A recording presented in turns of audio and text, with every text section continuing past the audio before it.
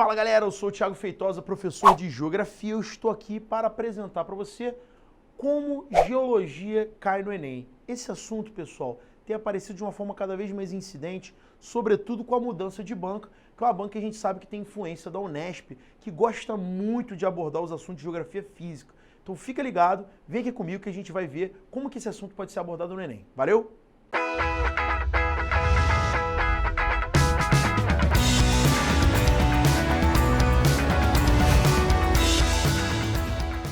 Fala galera, então estamos aqui para saber como geologia cai no Enem, né? É óbvio que essa aqui não é uma aula sobre geologia, é apenas uma maneira da gente observar questões do Enem e tentar entender como que esse assunto, né, pessoal, que vocês têm uma preguicinha de estudar, eu sei disso, né? O aluno gosta, eu odeio geografia física. Cara, o aluno que é esperto e que está ligado nas últimas provas do Enem tem percebido que são os assuntos chatinhos que acabam fazendo você ficar reprovado. Então, cuidado com isso. É óbvio, né, que as pessoas gostam de estudar muito de geopolítica, muito atualidades, muitos aspectos de geografia humana, mas a geografia física precisa ser entendida por nós e entrar na nossa pauta de estudos, porque é ali, galera, que você consegue absorver uma maior pontuação. Vamos imaginar, galera, uma questão onde a maioria dos seus concorrentes erra e você acerta dentro do TRI, né, pessoal, que é o sistema de medição de pontuação do Enem, isso acaba contando muito, né? E você, com isso, consegue elevar mais a sua notinha do que o seu concorrente. Então, vamos ficar ligados em como esse assunto pode aparecer. Vem comigo aqui, galera. Rapidamente, nós vamos observar uma questão que nos mostra o Enem de 2015. Essa questãozinha, pessoal, nos apresentava duas imagens, né? No caso aqui, primeiro é um gráfico, no segundo um mapa que vai nos apresentar uma legenda. Então, muito cuidado com isso, que isso é uma habilidade extremamente explorada em questão de geografia no Enem. A análise de tabelas e gráficos, a análise de mapas. Então é fundamental você, com o seu lapisinho, ir sublinhando as informações importantes sobre aquele assunto para que você tenha ali, né, uma possibilidade de acerto maior. O primeiro gráfico, pessoal, ele mostra pra gente o diagrama das regiões de intemperismo para as condições brasileiras. Então, lembrando, o que é intemperismo? É o sistema de desagregação das rochas, né? O processo, melhor dizendo, de desagregação das rochas, a partir de fenômenos físicos, calor, pressão, temperatura, e também químicos, né, gente? Sobretudo a ação da água, né? Então, dentro disso, a gente percebe que no lado esquerdo, olha só, pessoal, no lado esquerdo aqui da tabelinha, nós temos a temperatura, variação de temperatura na região apresentada, certo? Nós temos aqui, pessoal, ao longo, né, da extensão, né, leste-oeste aqui do gráfico, né, o aumento de precipitações. Então, o que a gente percebe, galera? Que quanto maior é a precipitação e maior é a temperatura, há uma tendência ao intemperismo ser um pouco mais forte, certo? E a gente percebe, galera, que quando existe alta temperatura e uma menor umidade, há uma tendência a você enfraquecer essa ocorrência de intemperismo, sobretudo se a temperatura cair, ó. Você percebe se a temperatura cair? Olha como é que fica larguinho isso daqui, ó. Ele fica muito fraco. Então a gente percebe que quanto mais umidade, quanto mais temperatura, você vai ter mais intemperismo, mais desagregação das rochas. Gente, intemperismo é um assunto importantíssimo, porque ele cai justamente abordando como que o candidato ele vai observar os fenômenos físico-químicos, como que o candidato ele vai entender que o clima e vegetação, né, a lógica, né, do tempo, né, do ambiente, estão relacionados diretamente com as transformações do relevo, né? E claro, amigos, se você está falando de clima, se você está falando de ambiente, você pode ter alguma questão que aborde a intervenção humana, né? Então, sempre ligado nessas possíveis análises, né, interdisciplinares que o Enem pode fazer. No caso aqui, né, pessoal, a gente tem na figura 2 um mapa das regiões do intemperismo no Brasil. E você percebe claramente o seguinte, ó. Em branquinho, intemperismo muito fraco. Em cinza, claro, fraco. Em cinza escuro, moderado, e em cor mais escura, forte. Você percebe que da metade para o norte do Brasil, eu tenho muito intemperismo. Por quê, amigos? Eu estou me aproximando da linha do Equador e eu estou observando, né, um aumento da temperatura. E conforme eu me aproximo do Equador, você vai lembrar também que o clima ele é superúmido. Então a gente faz a correlação no seguinte sentido, de entender que mais precipitação, mais temperatura, eu tenho ocorrência de mais intemperismo. É nítido isso. Pô, Thiago, mas e se eu não souber muito bem sobre os climas? Bom, é uma coisa que eu recomendo. Você estudar geografia física correlacionando os assuntos, não é só a geologia. Tem que estudar clima, tem que estudar vegetação. Mas mesmo assim, você conseguiria entender que se eu tenho no gráfico um aumento de precipitação e um aumento de temperatura, tornando esse intemperismo muito forte, eu já sei que aqui vai se apresentar um clima de mais umidade e de mais temperatura, não é verdade? Ao passo que você vê aqui na regiãozinha 1, que mostra o intemperismo muito fraco, interior nordestino, né, pessoal? Clima semiárido. O que a gente está observando, galera? A ocorrência de menor precipitação, né? E de temperatura alta ou baixa. Temperatura baixa a gente sabe que essa região não apresenta, né? Logo a gente sabe que aqui é uma temperatura alta e um índice de precipitação muito baixo. Perfeito? As demais regiões, pessoal, você ia trabalhar da mesma forma. Agora, o que a questão ela quer da gente? De acordo com as figuras, a intensidade de intemperismo de grau muito fraco é característica de qual tipo climático, amigos? É óbvio que é a letra D, é o clima semiárido. Por quê? Porque nós sabemos, primeiramente, o aluno que ele já está estudando, que essa região é uma área de ocorrência de caatinga, é uma área de ocorrência de clima semiárido. E você já viu claramente aqui na tabela que para ser muito fraco, a precipitação ela tem que ser baixa, né? Qual região brasileira apresenta, né, um índice de precipitação muito baixo? É justamente a região do semiárido nordestino. Então aqui, gente, rolou uma interdisciplinaridade, uma multidisciplinaridade, porque eu peguei vários assuntos dentro da geografia e correlacionei numa mesma questão, o clima e o intemperismo, que é uma característica geológica, beleza? Então, galera, fundamental esse entendimento. Para o Enem, geografia física é algo extremamente importante e você deve correlacionar todos os aspectos dessa geografia. Já quero questões, por exemplo, parecidas com essa, falando sobre nível de profundidade dos solos, relacionado justamente com umidade e temperatura, que tem a ver com intemperismo. Então é um assunto muito recorrente, tá? Dá um carinho especial nesses assuntos de erosão, intemperismo e degradação, né, rochosa. Uma segunda questãozinha que a gente vai observar aqui, pessoal, do Enem 2010, nos apresenta, né, uma imagem, né, que tem até aqui uma brincadeirinha, aparecem as esferas do Dragon Ball Z enterradas, né? E você percebe aqui nitidamente o quê? Várias camadas sedimentares remontando a diferentes tipos de seres, né? Temos lá embaixo conchas, que denotam uma época, né, talvez marítima do local, a presença ali de ossadas de animais. Então, em diferentes épocas, eu tive diferentes reuniões de materiais orgânicos que se litificaram, que se apresentaram como fósseis, né? E aí a questão fala justamente sobre isso, que o esquema mostra depósitos em que aparecem fósseis de animais do período Jurássico. Jurássico a gente sabe, né? Jurassic Park, né, pessoal? Tem a ver aí com os dinossauros, né? Os grandes répteis. As rochas em que se encontram esses fósseis são de que tipo? Galera, primeira coisa, para poder agregar materiais de eras passadas, como é que funciona isso? O animal, ele tem funeral? Tem enterro? Vão lá os bichinhos e fazem o enterro dele lá, cavam um buraquinho e botam ele no chão? Não.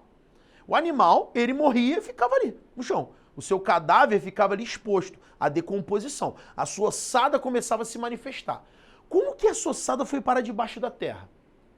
Tem que entender que não houve ninguém perfurando a terra para poder enterrar esse animal. Logo, a gente entende que, se o animal morreu na superfície, novas camadas de terra foram se sobrepondo ao lugar onde o animal está, onde a sua ossada se apresenta. Então, galera, pode ser rocha magmática? Não, porque a rocha magmática é o nome. Vem do magma, né? Vem de materiais magmáticos, de lava. E se você tiver uma lava sobre a ossada de um animal, ele vai derreter, pô, vai desaparecer aquele vestígio. Pode dividir rochas metamórficas. Rochas metamórficas, gente, elas são transformadas a partir de calor, de temperatura, né? Também associadas à pressão, também associadas a transformações químicas, hídricas. Então eu não tenho, né, condições de agregar o resto do animalzinho dentro da rocha, porque esses tipos de transformação não são ligados a isso. Agora, as rochas sedimentares são rochas onde restos de sedimentos vão se acumulando no solo, vão sofrendo sobrepeso, sobrepeso, sobrepeso, e eles se reúnem novamente, se reagregam no interior. E, consequentemente, você vai ter uma nova rocha agora de ordem sedimentar. Perfeito? Gente, tipos de rocha é matéria de sexto ano. É o que eu sempre falo para o meu aluno. Não adianta você querer saber das super intervenções geopolíticas, das transformações modernas do capitalismo, né, de assuntos ultra sofisticados, se você não domina, galera, aquilo que vem lá na base. O cara vai tentar te derrubar na base no Enem. Ele vai tentar pegar... Gente, é Exame Nacional do Ensino Médio. Está sendo aplicado para o Brasil inteiro. Está sendo aplicado para pessoas de áreas de elites e para áreas muito, né, deficitárias em termos educacionais no Brasil. Então eu preciso saber se o cara sabe o básico. Tu tem que dominar o básico, gente. Eu sempre brinco com meus alunos. Se o aluno dominar a matéria de um bom livro de sexto ano de todas as matérias, cara, metade do Enem ele já acerta. Metade do Enem ele já acerta. Porque são assuntos que estão relacionados à base. Pega história, gente, né? Antiguidade. Pega em matemática, tem frações, pô, que são coisas elementares, que envolvem o entendimento do funcionamento da sua matéria. Então aqui, galera, eu tô falando de tipos de rochas. Um aluno de sexto ano que tá ligado, né, no que os tipos de rochas apresentam, ele sabe que o único tipo de rocha que vai ter fósseis dentro dele é a sedimentar. Então eu já eliminei a letra A, que tem magmática, já eliminei a letra C, que tem magmática, já eliminei a letra E, que tem metamórfica. Aí a gente vai ver aqui, tá? A letra D, que tá aqui pertinho, né? Sedimentares. Já que cada uma das camadas encontradas na figura simboliza um evento de erosão dessa área representada.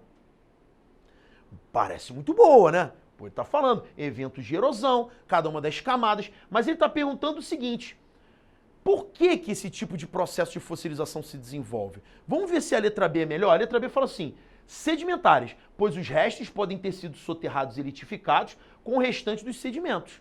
Então, aqui melhor... Gente, o que a letra D diz está errado? Não, isso é um cuidado que tem que ter. Não está errado. Mas o que a letra B afirma tem muito mais explicação por que os vestígios de seres do período Jurássico ficaram englobados dentro do subsolo.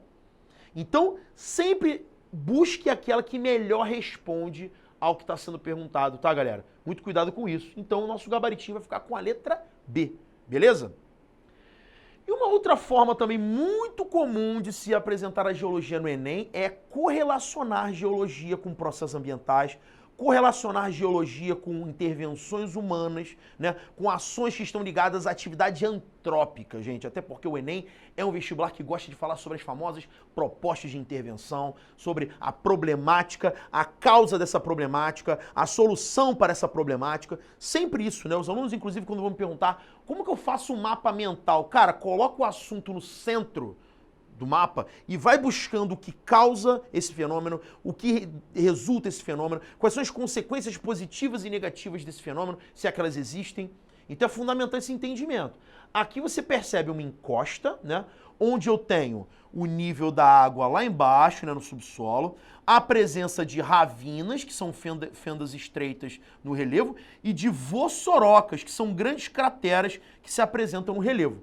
Isso é um resultado direto dos processos erosivos, né, gente? Dos processos de desgaste associados a uma ação humana que é o desmatamento. Como já caiu o desmatamento no Enem, gente? Fica ligado nessa questão.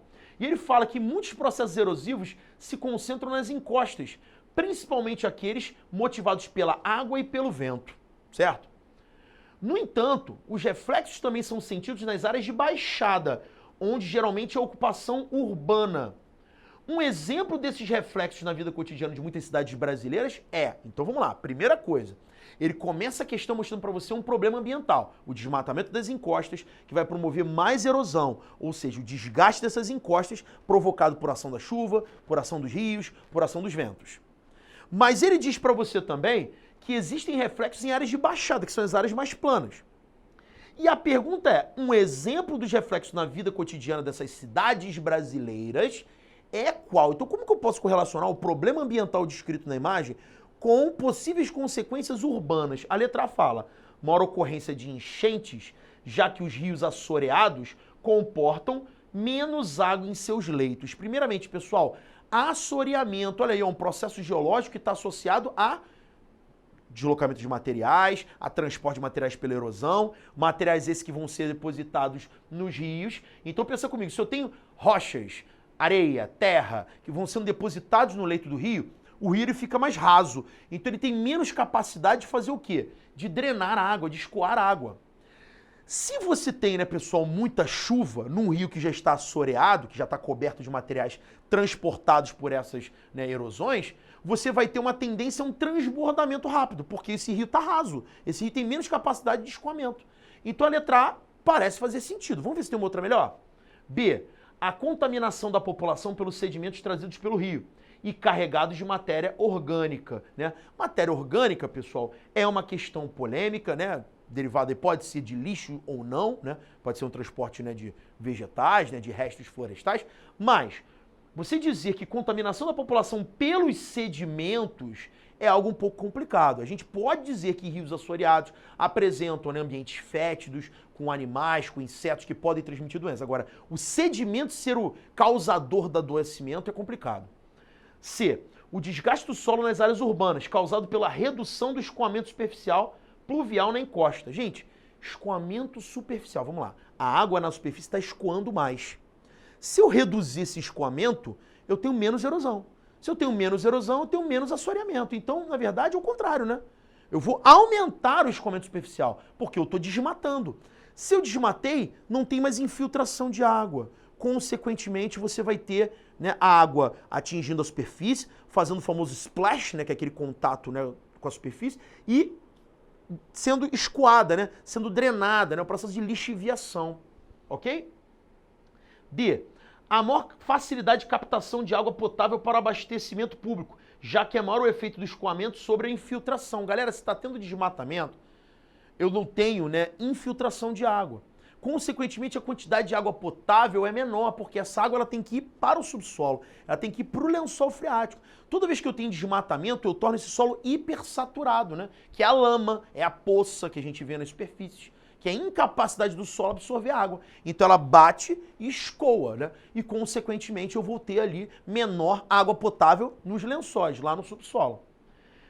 Letra E. O aumento da incidência de doenças como a amebíase na população urbana em decorrência do escoamento de água poluída do topo das encostas. Caramba, isso é uma questão biológica até complicada. Você vai especificamente relatar a amebíase como um problema associado. É muito complexo isso daí, né? Você percebe que o gabarito, gente, é uma coisa sempre mais suave, é uma coisa mais clara, mais definida e mais correlacionada com o que a questão pediu, que é o famoso comando da questão. Então o melhor gabarito, sem dúvida, vai ser a letra A, beleza? Então, muita atenção para processos ambientais, muita atenção para questões de desmatamento, já caiu uma enormidade no Enem, né? Quais são os processos que amenizam o desmatamento, né, galera? Isso é legal também. Então, por isso que eu falei, né? Na construção do seu mapa mental sobre os assuntos, tenta sempre pensar causa, consequência, se tem consequência positiva, se tem consequência negativa, quais são os fatores correlacionados, quais são as atividades econômicas que de repente estão ligadas àquilo dali, se tem atividades econômicas que geram mais desse fenômeno ou que amenizam mais esse fenômeno. Tudo que você for envolver naquele universo, você coloca na construção desses mapas de estudo, que agora, nesse momento de reta final do Enem, gente, são importantes para você, né? Fazer esses resuminhos, né? Eu, obviamente, assisti aqui as aulinhas do Projeto X, onde a gente está fazendo com vocês esse acompanhamento dos assuntos mais cobrados. Beleza, galera? Um forte abraço, pessoal. Até a próxima.